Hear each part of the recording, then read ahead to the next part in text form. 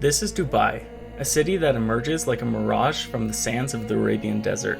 Once just a small fishing village, has transformed over the decades into a modern metropolis. Dubai is located here, in the United Arab Emirates, right on the coast of the Persian Gulf. Dubai is about pushing boundaries, whether that be building the tallest building in the world to the largest aquarium. Dubai never settles for less than the best. There are endless things to see and do in Dubai, but let us share a glimpse of the places we saw during our trip. One of the first places that comes to mind when you think of Dubai is the Burj Khalifa, and for good reason. The Burj Khalifa is the tallest building in the world, standing at 2,716 feet with 163 floors. This is a pretty popular tourist destination as it gives you views over the entire city. Most people will book a ticket to the observation deck located on the 124th floor. While you can get good views from up there for around $50, it's a pretty expensive ticket just for a picture. The best way to visit the Burj Khalifa is to book a reservation at the Atmosphere Burj Khalifa restaurant. Atmosphere is the highest restaurant in the world, being located on the 122nd floor of the building. This restaurant lets you dine overlooking all of Dubai, and being only 2 floors down from the observation deck, it gives you all the same views. A few things to be aware of before you plan a visit is that children are only allowed in the restaurant for breakfast. Also, there's a minimum spend per person, which for breakfast is 250 dirham, or around 68 US dollars. But for the extra $18, you not only get a view, but a whole meal at the top of the world.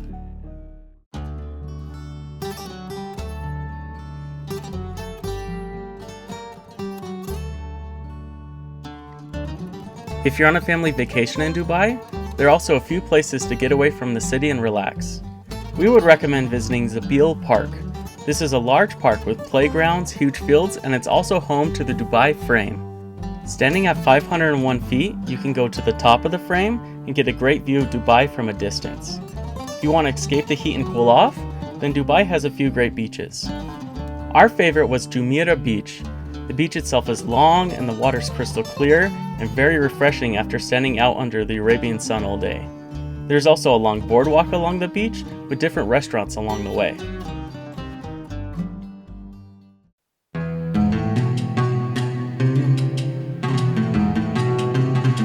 One of the biggest tourist attractions in Dubai is shopping, and there is no shortage of that. If you're looking for a more traditional Arabian market, you definitely want to stop at the souks located in the Al Sabqa area of Dubai. You can find hundreds of little shops selling gold, spices, textiles, and perfume, along with restaurants selling traditional Middle Eastern foods. On the opposite side of the river from the souks, you can go over to Old Town Dubai. This market area is a recreation of what a traditional market would actually look like.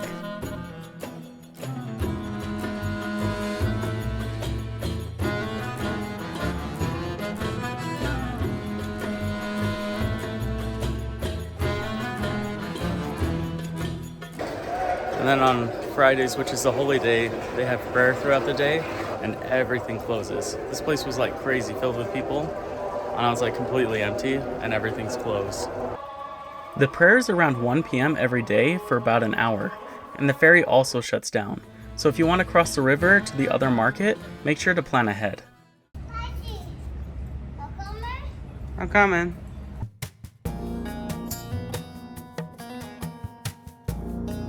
If you want a more modern shopping experience, then Dubai is home to multiple mega malls, the largest of which is Dubai Mall.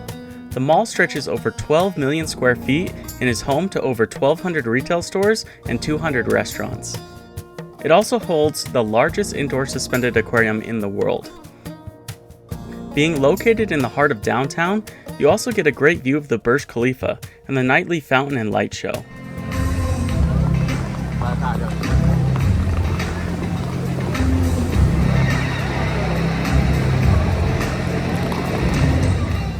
For a little more leisurely shopping experience, you can check out the Dubai Marina Mall, which is located right along the large man-made Dubai Marina. Besides shopping, you can take a stroll along the waterfront or have a relaxing dinner by the water.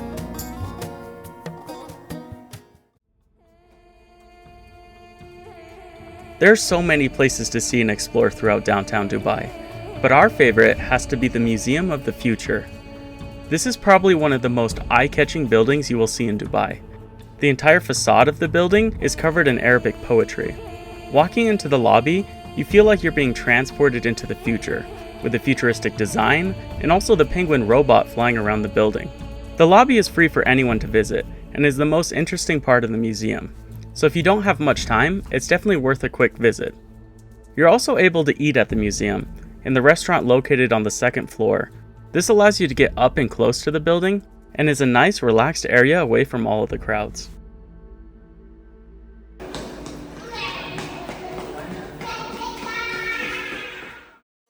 It's pretty much impossible to see everything in Dubai without a car.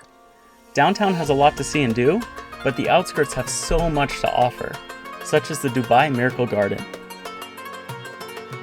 Miracle Garden is 20 kilometers south of downtown and is famous for being the largest flower garden in the world. It has over 300 million flowers and plants. They also have a bunch of cafes and kiosks, so you can easily spend a few hours there.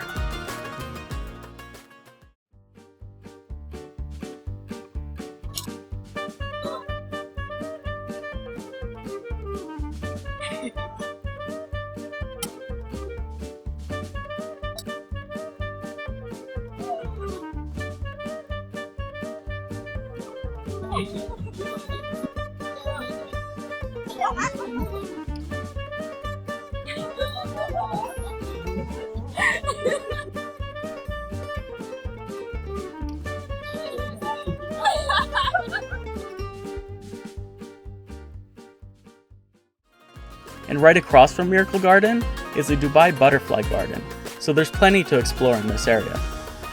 Just a quick tip, the Miracle Garden is only open during the cooler months, from late September to early June. Even then, the temperatures are usually over 90 degrees, so we recommend visiting early in the morning before it gets too hot.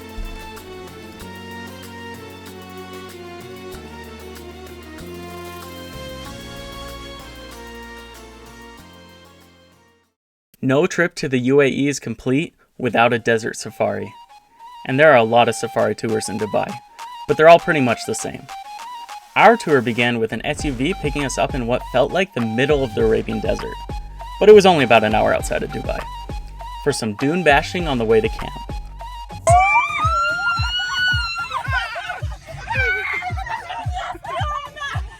At the camp, we had a chance to ride camels, hop on ATVs, or attempt to sandboard. But before you go and book one of these tours, just make sure to read some reviews before to set some realistic expectations. While we enjoyed all these activities on our safari, they weren't exactly what we imagined. The camel and ATV rides were kind of short, just a quick loop around the safari site. Still, it was really fun. And after sunset, we all gathered in the compound for a meal and a show to close off the night.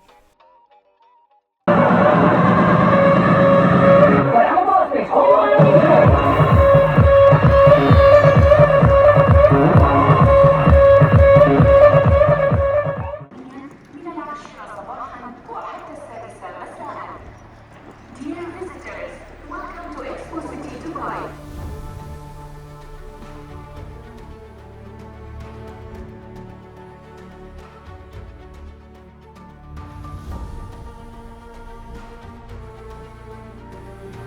Right on the edge of the city is the site of the Dubai 2020 World Expo.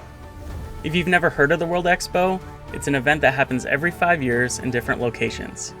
Any country that wants to participate in the expo builds a futuristic looking building and shows off their country's creativity. The Dubai Expo territory is huge, almost like a city, just over 1,000 acres, which is probably why they call it Expo City. The expo featured 217 pavilions representing 192 countries. Now, most of the country pavilions have closed to make way for planned residential and commercial projects. These projects are supposed to turn many of the buildings into stores or housing to make the so-called City of Tomorrow. But all we saw that was added was just a couple of stores, and there was a bunch of construction going on. There are, however, 8 large venues left from the original expo. They are beautifully designed and filled with fascinating exhibits. Like this one section had giant statues that were probably 30 feet tall and looked almost lifelike.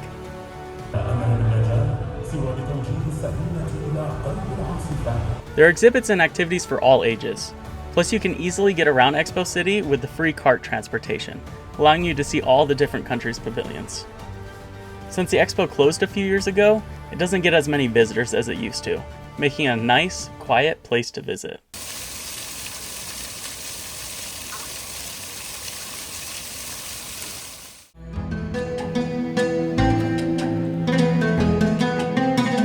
Our favorite activity in Dubai had to be Global Village.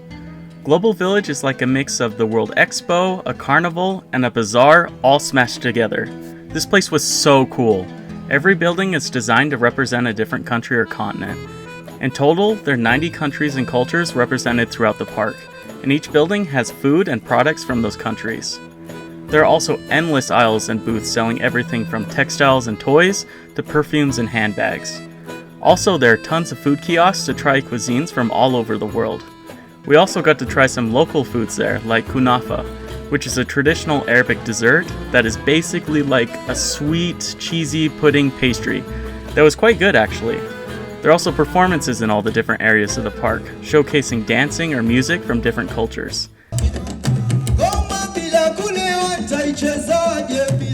They additionally have some paid shows, such as the Cyber City Stunt Show, that we definitely recommend to pay and see. The whole show is about a half-hour long and is in English, and there are tons of crazy stunts, explosions, street racing, and a whole lot of fun action.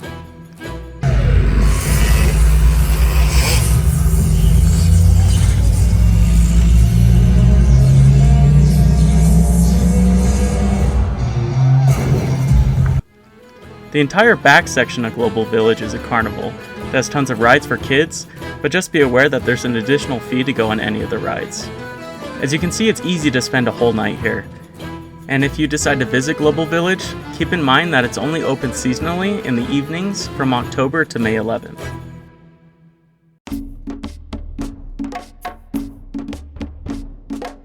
If you ever take a trip to Dubai, we would highly recommend taking a day or a few days to head over to Abu Dhabi.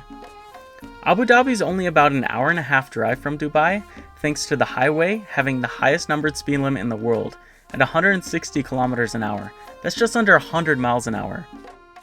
Abu Dhabi is very strict on speeding. All along the highway and a lot of roads are cameras that will track your speed, and if you're going too fast, we'll take a picture of your license plate and fine you. So even if you may think that you're fine because you're never pulled over, you can have a bunch of traffic violation fees added to your rent-a-car that you won't even find out about until the end of your trip. So just be extra careful when driving to and in Abu Dhabi. While driving around Abu Dhabi, we noticed the city had a very different vibe to it. Dubai was always so busy, and downtown just felt like a big, bustling city. Abu Dhabi, on the other hand, was more relaxed and had a more family-centered beach entertainment city kind of feel. This is probably because Abu Dhabi has tons of amusement and water parks, like Warner Brothers World, SeaWorld, and Ferrari World, which actually has the fastest roller coaster in the world, topping out at 149 miles an hour. One of our favorite places that we visited during our time in Abu Dhabi was the Emirates Heritage Club Village. This village is a recreation of what a traditional Emirati settlement would have looked like. They have displays of traditional housing, a souk where you can buy souvenirs, and multiple workshops where you can watch people make traditional rugs, clothing, pottery, metalworking, and so on. We loved this place. It was so interesting watching and learning how people used to live and work in these villages, and learn more about the Emirati culture. Also, entrance to the village is free, so it's absolutely worth a visit.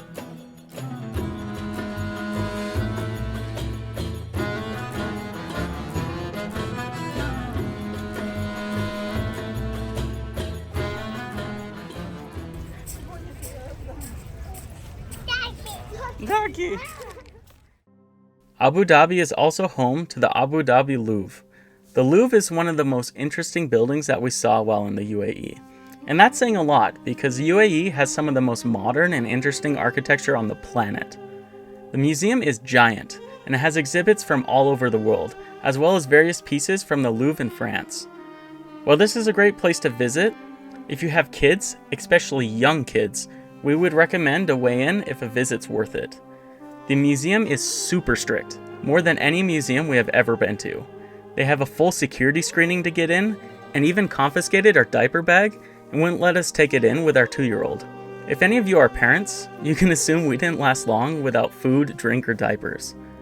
But if none of that applies to you, then it's definitely a cool place to check out. To end our day trip to Abu Dhabi, we visited the Sheikh Zayed Grand Mosque, which is the largest mosque in the UAE.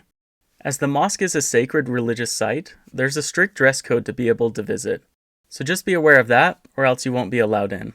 There is an underground shopping center right outside the mosque area that sells shawls and dresses, so you can buy clothes in case you forget beforehand. The mosque is very beautiful, and definitely worth a visit if you're in Abu Dhabi.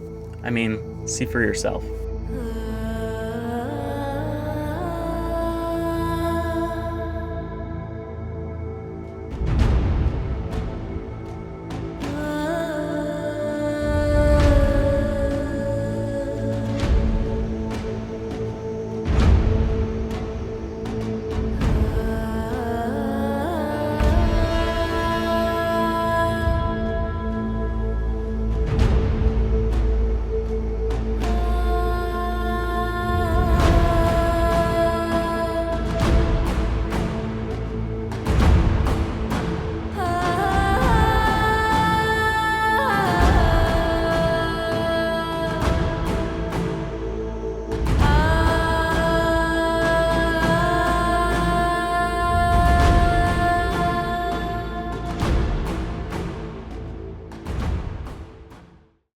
Everything in the UAE seemed to be competing with each other, to be bigger and better than the last, setting new records and becoming the best in the world.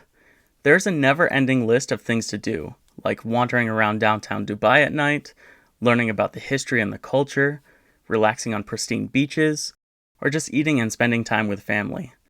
If you ever have the opportunity to visit the UAE, do it. But most importantly, just get out of your house and go somewhere. Make some memories.